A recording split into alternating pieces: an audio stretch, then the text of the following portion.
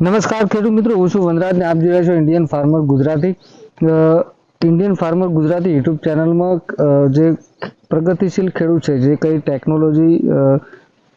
Technology use કરીને અલગ અલગ નવી ખેતી અપનાવે છે, એ ખેડૂતોને મળવાનો પ્રયાસ કરીએ છીએ.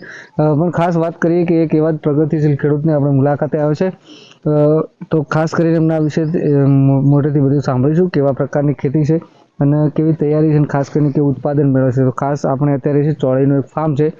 તો સૌ પ્રથમ સ્વાગત છે તમારું અમારી યુટ્યુબ ચેનલમાં. ખાસ તો આપણો પેલો પરિચય આપશો. મારું નામ ઠાકોર પ્રહલાદજી, ગામ નેકોલ, તાલુકો કોકરેજ, જિલ્લો બનાસકાંઠા. ખાસ કરીને વાત કરીએ કે આપણે જે આ ચોળી ઊભા છે, ખાસ કેટલા વીઘા કે એકરમાં છે આમ વાત કરીએ? લગભગ 4 વીઘા જેવું મારે ચોળીનું વાવેતર છે. 4 વીઘામાં.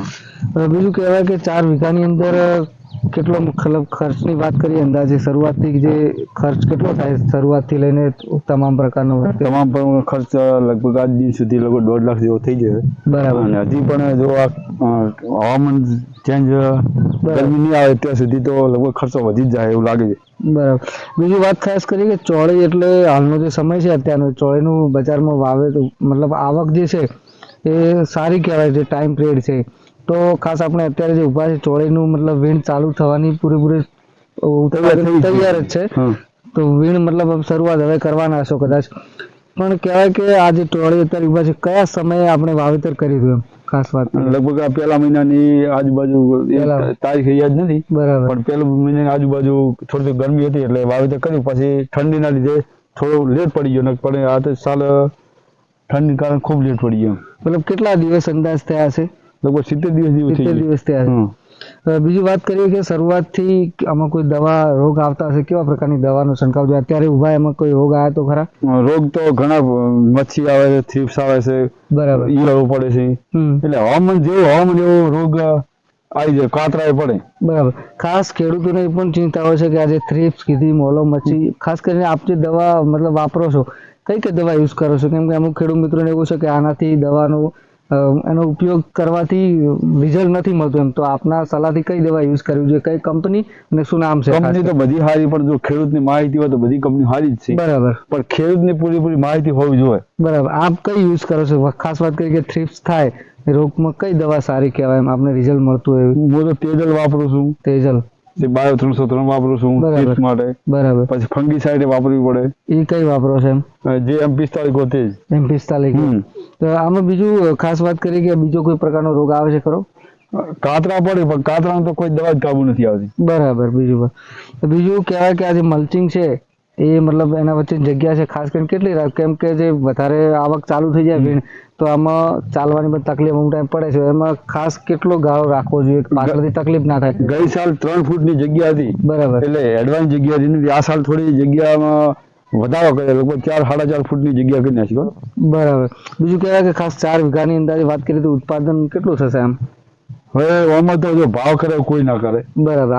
હાલ માર્કેટમાં કેવો ભાવ છે? હાલ તો અત્યારે 100 ઉપરના ભાવ છે એમ. બરાબર. હજી જો હવામાન ગરમી આવી જાય તો લગભગ ભાવ સુધરે, અને જો આવક વધી જાય તો ભાવ ઘટી જ હોય, કોઈ નક્કી નથી. અંદાજ કે આમ તો 4 થી 5 લાખનું ઉત્પાદન ખરું? હા, એવું તો રહેવાનું. આ ખેડૂતની ઈચ્છા તો લગભગ કરોડપતિ થવાની હોય છે, પણ એમાં કોઈ પેલું હોતું નથી એમ. બરાબર. બીજું વાત કરીએ કે લાસ્ટ ટાઈમ આપણે જે ચોળીનું વાવેતર કર્યું હતું 2 વીઘામાં, અમે ખાસ કરીને સારું ઉત્પાદન પણ લીધું હતું, અને આપણે સારી પ્રશંસા પણ એવા ઘણા બધા ખેડૂતો મુલાકાત લઈ ચૂક્યા છે, અને ખેતીવાડી અધિકારી પણ મુલાકાત લઈ ચૂક્યા હતા. તો એ બાબતે લઈને આપણે શું કહેવા માંગો છો? કેમ કે એ કરતાં આપણે ચોળી સારી છે, એના કરતાં ઉત્પાદન સારું લેશો, કેવું રહેશે? ના, એના કરતાં ખૂબ જ સારી છે, અને ગઈ સાલ ઉત્પાદન સારું મળ્યું. એનાથી મેં ડબલ આ સાલ વાવેતર કર્યું છે. પેલું 2 વીઘા હતી, આ 4 વીઘા? હા, 4 વીઘા છે. કહેવાય કે લાસ્ટ તમે 2 વીઘામાં કેટલું ઉત્પાદન લીધું હતું ટોટલ વાત? ટોટલ લગભગ 4,98,000 મેં ઉત્પાદન લીધું હતું. 4 લાખ. તો મતલબ કહેવાય કે 2 વીઘામાં 4 લાખ લીધું તો અત્યારે 8 લાખ રૂપિયા ઉત્પાદન થવું જોઈએ. અને બીજું ખાસ એ વાત કરવી છે કે તમે પહેલી વાર ચોળી વાવી, પહેલો અનુભવ હતો, એમાંથી ઘણું બધું શીખ્યા છો, પણ ખાસ એ કે તમે એની અંદર શું ભૂલ કરી હતી? જેમ કે નવા ખેડૂત મિત્ર હોય, પહેલી વાર વાવેતર કરતા હોય, તમે શું ભૂલ કરી હતી એના કારણે 4 ના 5 થવા જોઈએ પણ નહીં થયા, અને એમાં તમે આ સુધારો કરીને 9 4 વીઘા વાવેતર કર્યું છે? એમાં તો કોઈ ભૂલ નથી થઈ. ભૂલ તો એક જ આ ભાવ વધઘટ થાય એ ભૂલ. ભૂલ તો રાત દિવસ એક કર્યો છે. બરાબર. બે પટ્ટા પડ્યા છે તારા મજૂરી દેખાઈ રહી છે. બીજું કહેવાય કે એમાં કોઈ એવો મતલબ સમય આપવામાં કચાશ રહી ગયો, કોઈ ખેતીમાં ટાઈમ આપવાનું એવું કોઈ ખરું? ના, સમય તો પૂરેપૂરો. આ એક મારો બિઝનેસ જ છે. બરાબર. કોઈ નોકરી નથી કરતા. મારી નોકરી ગણો જે ગણો આ જ છે. બરાબર. એટલે મતલબ કહેવાય કે તમે પહેલી વાર મહેનત ખૂબ કરી હતી, સારું પરિણામ મળ્યું છે, પણ આ કહેવાય કે એના કરતા સારું પરિણામ. બસ એના કરતા ડબલ પરિણામ લેવું હોય એમ. બરાબર. બીજું ખાસ વાત કરી કે અમુક ખેડૂતો અત્યારે ચોળી અમુક અત્યારે પણ વાવેતર કરતા હોય છે, તો એ માટે ખેડૂતોને ચોળી વિશે આપ શું કહેશો? ખાસ કયા સમયે ખાસ વાવેતર કરવું જોઈએ, કેવા પ્રમાણે તૈયારી કરવી જોઈએ, શું સંભાળ રાખવી જોઈએ? તો જો આ ચોળીનું બિયારણ ગણો તો પ્રાચી છે, જે પીનટ સીડ પ્રાચી ચોળી આવે તેનું વાવેતર કર્યું છે. બરાબર. ખૂબ જ સારી વેરાયટી છે. એકદમ મુલાયમ સિંગો જોઈ લો, વિડીયોમાં પણ તમને જોવા મળશે. એકદમ મુલાયમ, બરાબર. એક વેટવાળી સિંગ આવે છે. જે બીજી કોઈ કંપનીમાં આવી સિંગો આવતી નથી. બરાબર. એ મારો જાત અનુભવ છે. બરાબર. હું ઘણા સમયથી ટાઈમથી અખતરા કરતો હતો, બરાબર. પણ હવે જ મને સારું બિયારણ મળ્યું છે અને સારું ઉત્પાદન પણ મળે છે. બરાબર. તો કોઈ ખેડૂતને ખાસ વાવેતર કરવું હોય એમને તો પ્રાંચીનું વાવેતર કરી શકે. હા, કોઈ પણ ખેડૂતને જો સારું ઉત્પાદન, સારી આવક લેવી હોય તો પ્રાચી ચોળીનું જ વાવેતર કરજો. બરાબર. તો ખાસ આપણે જોયું પ્રમાણે કે પ્રહલાદજી ઠાકોર જે નેકોઈ ગામના વતની છે અને નેકોઈ ગામ એટલે કાંકરેજ તાલુકો અને બનાસકાંઠા જિલ્લો. ખાસ કરીને મેં વાત કરી કે ગયા વખતે એમને 2 વીઘામાં ચોળીનું વાવેતર કર્યું હતું અને એમાં 4 લાખનું ઉત્પાદન લીધું હતું, જે સરસ કહેવાય.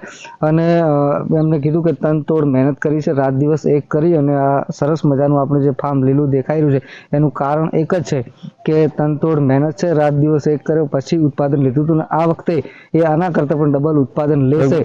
અને આપ પણ આપણા વિસ્તારમાં ચોળીનું વાવેતર કરી સરસ ઉત્પાદન મેળવી શકો છો. અને ખાસ એ વાત યાદ રાખજો કે મહેનત કરવી પડશે અને સાથે વાવેતરનો જે સમય છે એ આપણે પસંદ કરવો પડશે. જેમ કે જાન્યુઆરી, ડિસેમ્બરથી જાન્યુઆરી મહિનામાં સરસ વાવેતર કહેવાય, તો આપ પણ આપણા ચોળીનું વાવેતર કરે. સાથે સાથે કહેવાય મરચાની પણ આંતરપાક તરીકે ખેતી છે, એનું થોડું ઉત્પાદન ઓછું રહેશે પણ તો એ સરસ કહેવાય. અને મરચામાં પણ ખૂબ જ સારું સરસ છે પણ ખરી એમ. આ જોઈ લો. કહેવાય કે મરચા એટલે ખાસ આંતરપાક તરીકે છે, પણ સાથે સાથે એ કહેવાય લાખ રૂપિયાની આજુબાજુ મરચા પણ ઉત્પાદન આપશે. તો આપ પણ આપણા વિસ્તારમાં આવી જ ખેતી કરો અને પ્રગતિશીલ ખેડૂત બનો અને સાથે આપની આવક પણ બમણી કરો. ફરી મળીશું નવા વિડીયો સાથે. ત્યાં સુધી રજા લઈશું. જય હિન્દ, જય ભારત, જય જય ગરવી ગુજરાત.